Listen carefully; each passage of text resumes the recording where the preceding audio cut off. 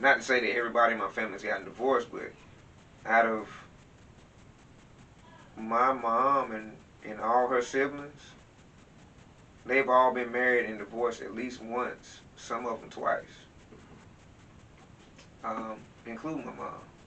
You know, so I'm like, dang, out of 5 kids, none of them had married one person and stayed with them the entire life. You know, that's something wrong. And my grandparents were together. They were together. Great example of a married couple. Not perfect. I seen my grandma cry. You know, because of something my grandfather, and he didn't cuss out, but the tone that he say to her, it was me. Like, I've talked to my wife like that.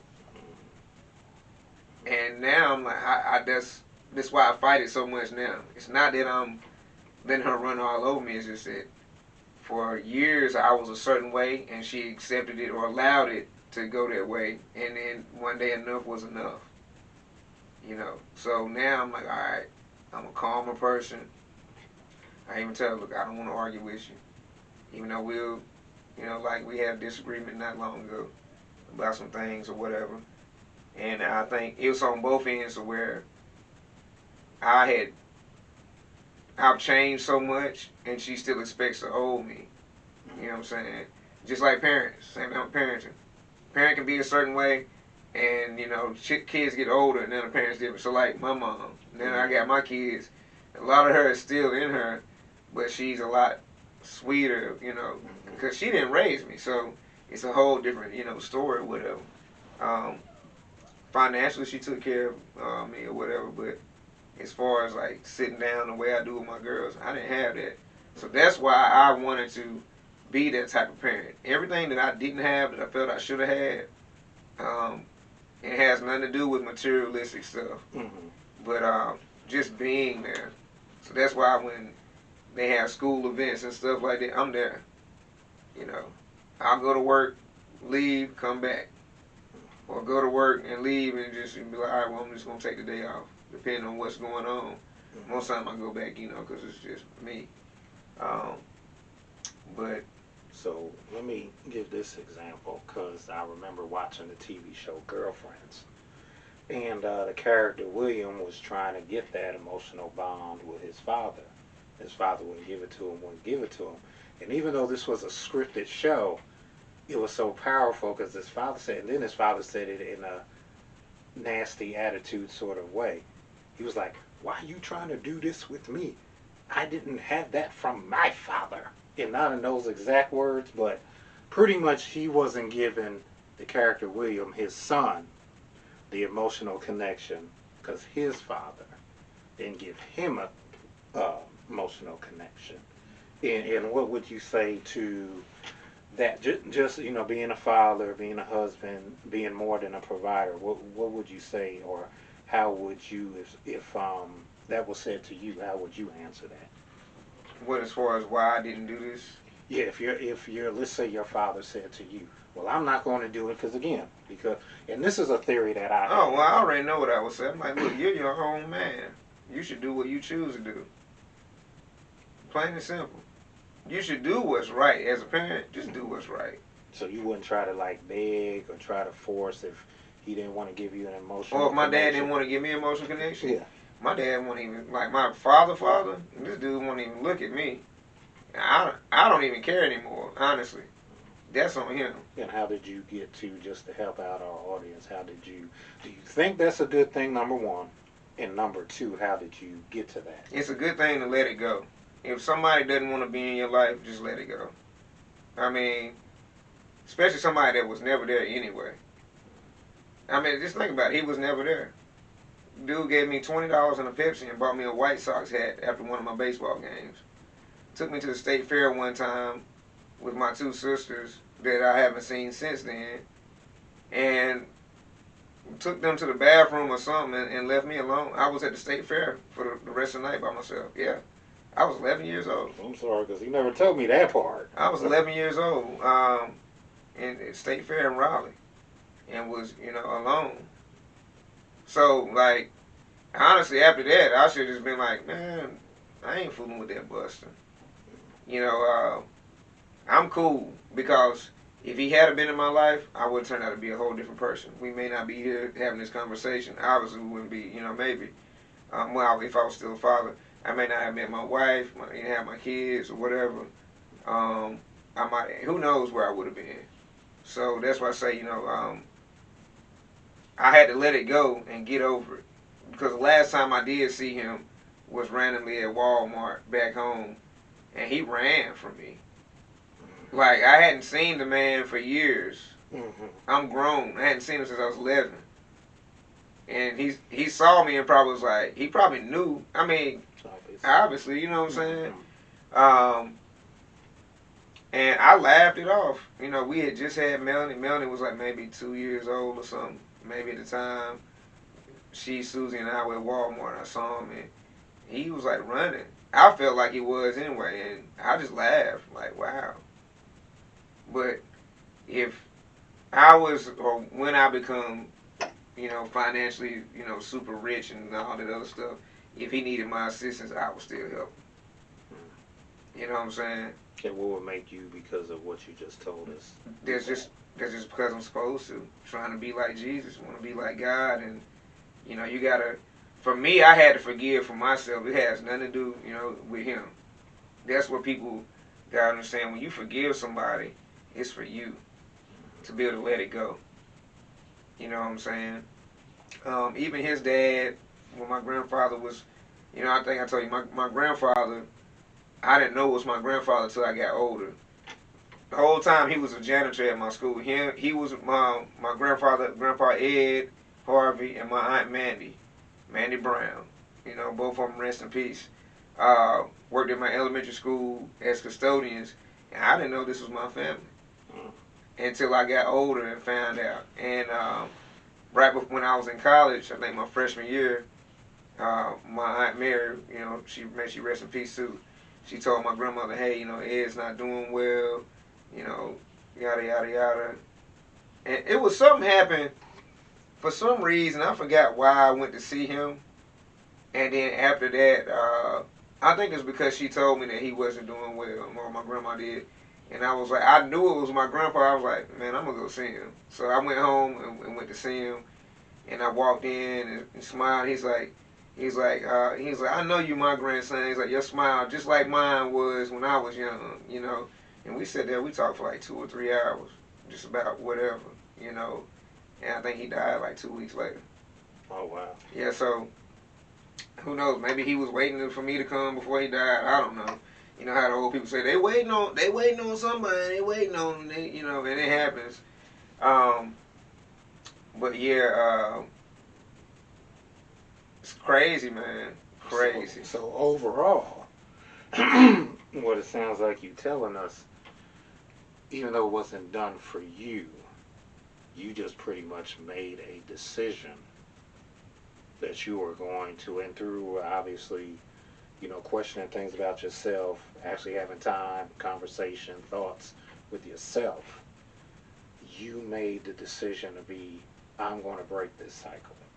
Even though I mean, I wasn't even thinking about the cycle or whatever. It's just, I just know, like, a man and a woman have children. They should be married, if possible. And if they do, you need to be there for the entire family. It doesn't mean you put yourself second, Yeah. Take care of your family, but take care of yourself. So for me, I just knew, like, I wanted to be, where we got a house someday and the kids got kids and the grandkids come over, whatever, type of thing. And me and her growing old together, like, type of stuff. Because I've seen people with families, like they actually stayed together. And I know, no matter what, if there was like my cousin's parents are pastors and stuff, I know it wasn't perfect for them. But again, that's a whole different generation of people too. So literally, they took their vows seriously. Like, we not, no matter what. I got a friend, my homeboy Chief, him and his wife. We all went to college together, and they came by last year with their children, and they said the same thing. They was like, they had already decided, like, no matter what we go through, we not getting divorced, no matter what. No matter what. And that to me is the true test of love, because it's not just about you and your spouse. It's about those kids. And so, you know, with Melanie, you know, before all this stuff happened with me and my wife, you know, she was seeing kids whose parents were getting divorced, you know, whatever. And it's to see her concerned, you know, she was like, am I going to get a new dad? And this, and I was like, yo, ain't nobody going to be your daddy. I'm your daddy, you know, whatever. Like, even if it don't work out, like, I'm still your daddy. I'm going to always be there. Nobody's going to even come close to taking my place. First of all, most of the guys out here suckers now anyway, so you can't even change a tire on the car. You know, you damn sure can't work on the car, and y'all can't fight. You know, it's a lot of people, what we call men, you don't do manly things at all. You know, a lot of guys don't even have enough, won't even go to work and work a full 8-hour day. You know, guys have been pacified by women, and I'm not going to say whose fault it is or whatever, because, you know, it could be a number of things, but I just know that I don't want to be that guy. You know, like when I lost my job and my wife was like, you know, it's my turn to take care of you now. It sound good, but I'm like, man, nah. I'm going out here and working too. You know, I was, you know, doing my construction on the side or whatever. Maybe I should have let her do it. You know what I'm saying? One, so I could get a break, and two, to let her, you know, feel like she had more of a purpose than just being a mother and a wife. But there was no way I was going to have my wife working 7 days a week for pennies just so we could get by. There's no way I was allowing that to happen. Wasn't going to let her run herself in the ground.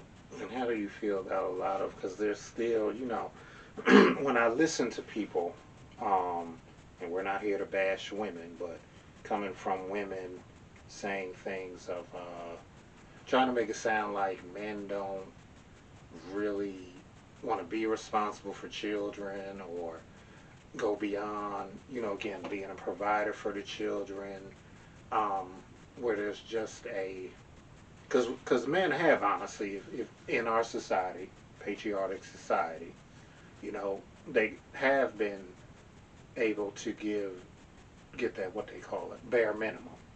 Bare minimum, again, just being a provider. Whether you're with the wife, not with the wife, with the baby mother, not with the baby mother.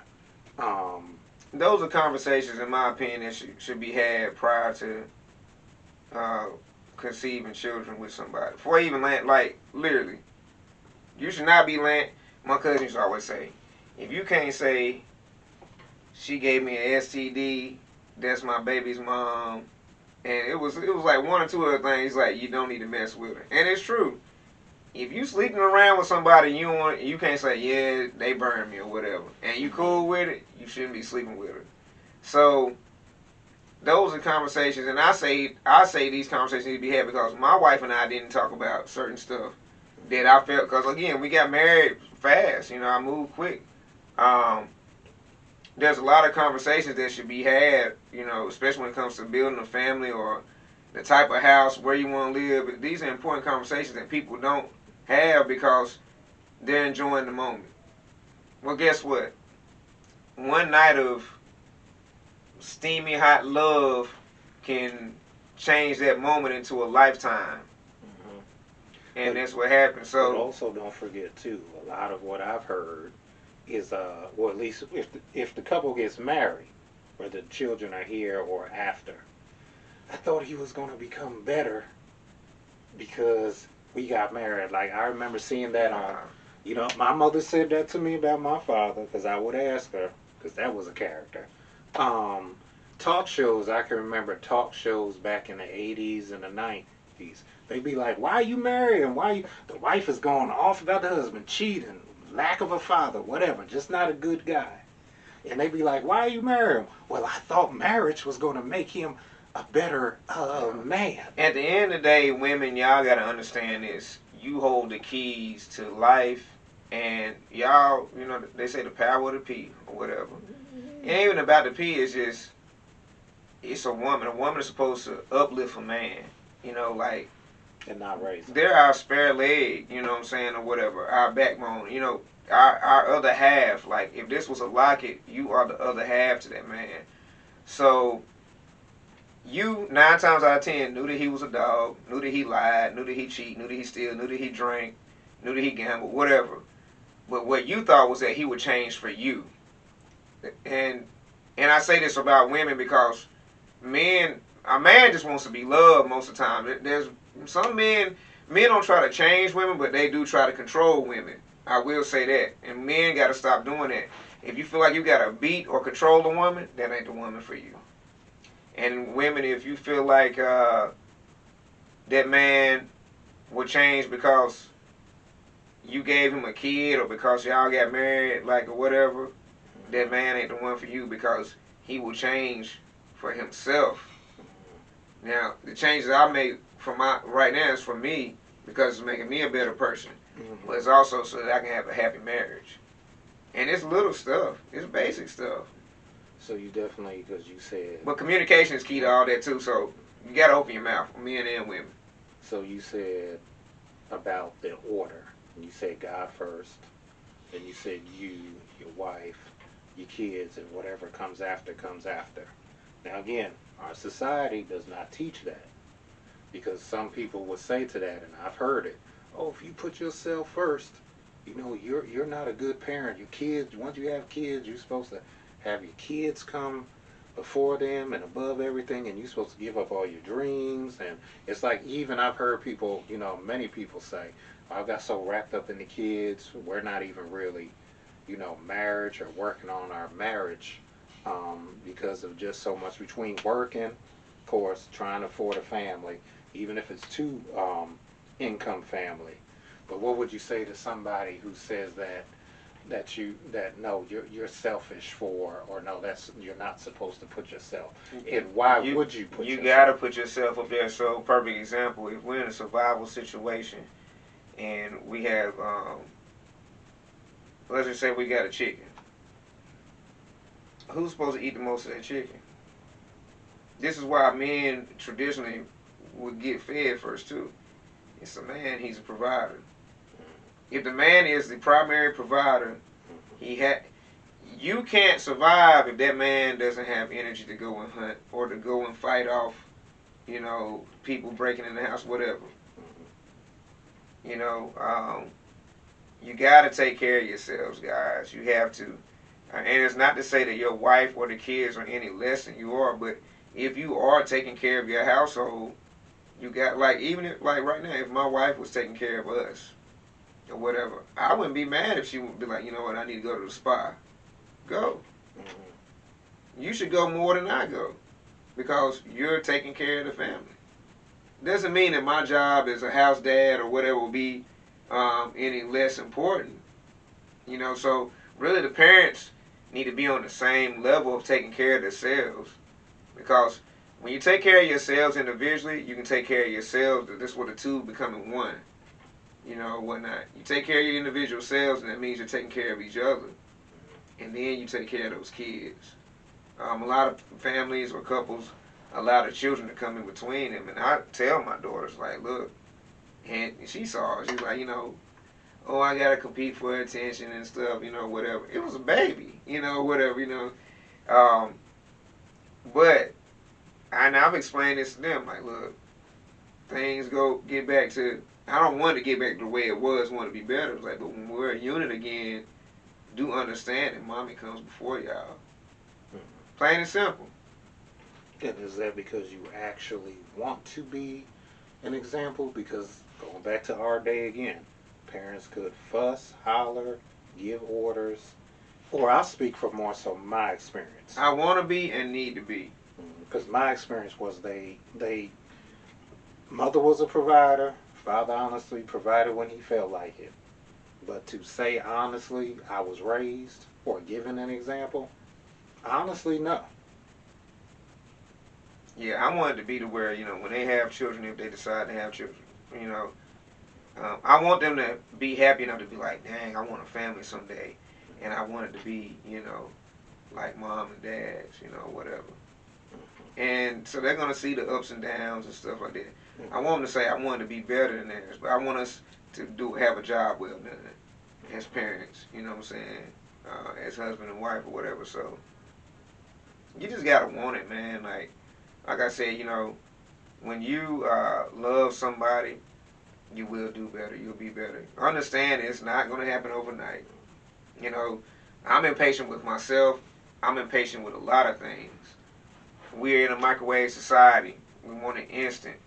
But sometimes you got to wait.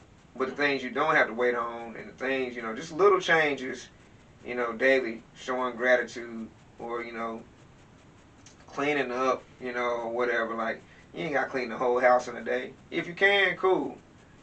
But, you know, if you can't, that's cool too. You know, it's, being a parent is just work, you know, especially the first kid is a kind of a trial. They're the experiment. And then every child after that, you should get a little bit better, a little more patient, a little more understanding. Just a better parent.